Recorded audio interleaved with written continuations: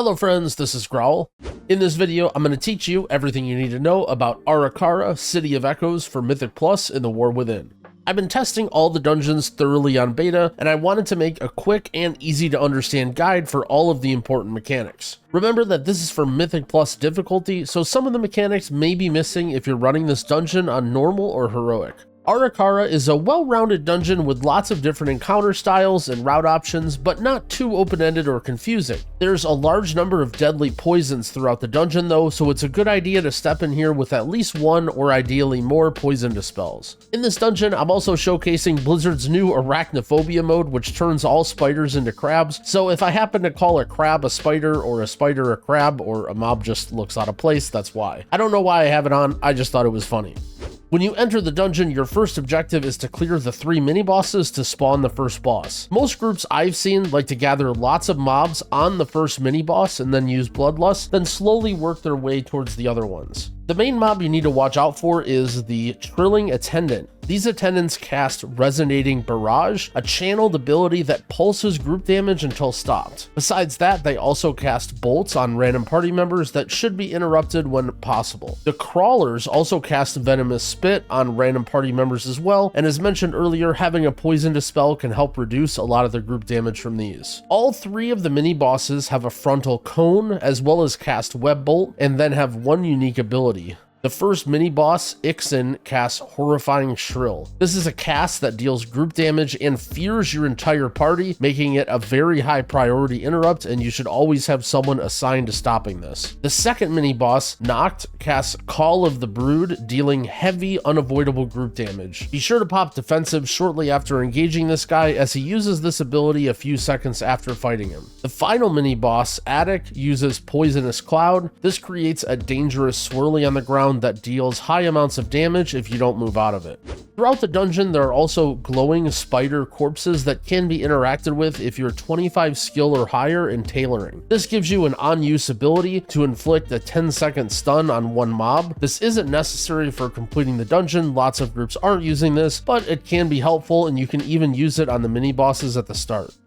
After these mini-bosses are defeated, return to the middle platform to fight Avanoxx. This boss is a very difficult mix of area denial, ad control, and group damage, and will definitely be a pug killer early on in the expansion. Throughout the fight, this boss will cast 2 group damage abilities, Alerting Shrill and Gossamer Onslaught. The Shrill can usually be handled by the healer, but the Gossamer Onslaught creates swirlies and puddles on the ground during the damage, so it can be difficult to stop and heal. It's a good idea to try and bait these puddles on the edge of the room together as a group, as well as using personal defensives and instant casts to help live through it until the healer can stabilize. Eggs will also appear in different parts of the room, and once they hatch, ads will spawn, fixating players. The auto attacks from these ads deal moderate amounts of damage, but the real danger is that the boss will consume the ads if they ever get too close. Each ad consumed adds a stacking damage buff on the boss, and because of how heavy the damage is in this fight, even 1 or 2 ads consumed can lead to a wipe. Use AoE burst damage to take care of the ads early on, and when the boss gets low, you can maybe drag it away to control the ads and focus down the boss.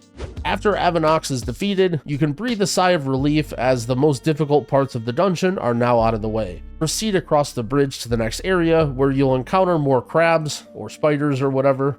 Web mages cast Poisonous Volley, which should be interrupted as a high priority, and then bolts, which should be stopped when available. The hulking blood guards are giant crit fiends that slow down your progress. These things have a lot of health and also have a damage reduction aura for any other mobs that are nearby, so only engage one at a time. The blood guards deal group damage with a slam, but as long as the web mages are being controlled, it isn't too much of a concern. By now, you should have your bloodlust available, so if you ever find yourself getting overwhelmed in this area, it may be a good opportunity to use bloodlust to burst down the casters quickly. Make your way through this area and be sure to watch out for the sentry bugs. These cast Alerting Shrill, and if the 10-second spell gets off, it summons another giant blood guard. These bugs can be stopped with any single target stuns or things like fears or just pushes. We found going right at this part was slightly easier for pugs, but it may depend on your overall route.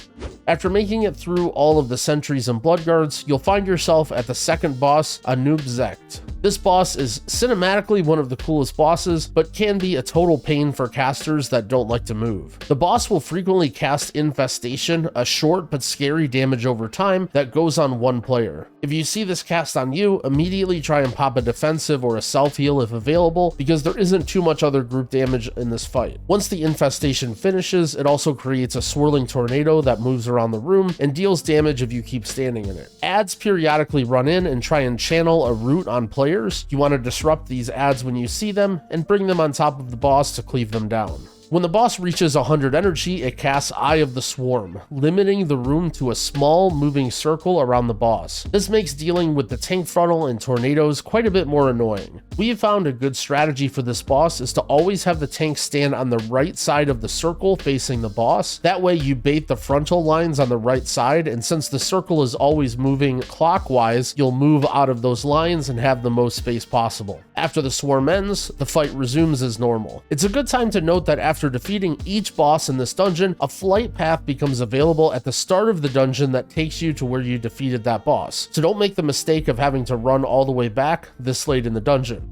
After Anub'zekt, there's only one final area and boss remaining. As you're entering the Undercash Temple, this area is packed tightly with mobs, so be careful not to pull too much. The flyers can come out of nowhere and dash towards ranged players, dealing damage. They don't deal too much damage, but they can add up when you're fighting lots of them at once. The Blood Overseers are the main mob you want to focus. These things cast Venom Volley, which should have a person assigned to each one to interrupt. The Nerubian Hauler guards the final bridge. This guy is similar to the Blood Guards, except its slam just stuns the entire group for some reason. This guy can be especially annoying for your tank if you're pulling other mobs and it gets stunned, so you may be wanting to pull around and not go through this bridge. You can take the other sides of this room instead.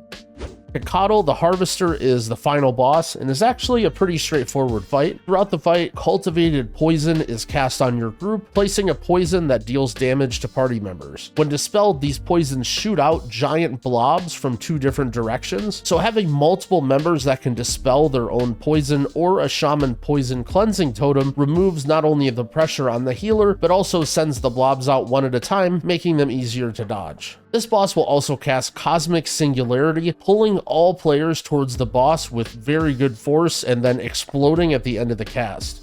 Although it's possible to avoid this with things like Death's Advance or Alter Time, most classes need to get themselves rooted to avoid being pulled in. You can attack the blood workers running around the room to get them to drop their goo on the ground, which then you can stand in, rooting yourself in place. Once the Singularity cast is over, you can then crowd control the blob that's on you in order to unroot yourself. Continue the cycle of dealing with the poisons and avoiding the Cosmic Singularity, and you can finish the final boss. The dungeon is over and you can collect your loot. That wraps up my guide of Ara-Kara in The War Within. If you think there's anything important I missed, leave it in the comments for others to see. Thank you for watching, and happy keying, friends.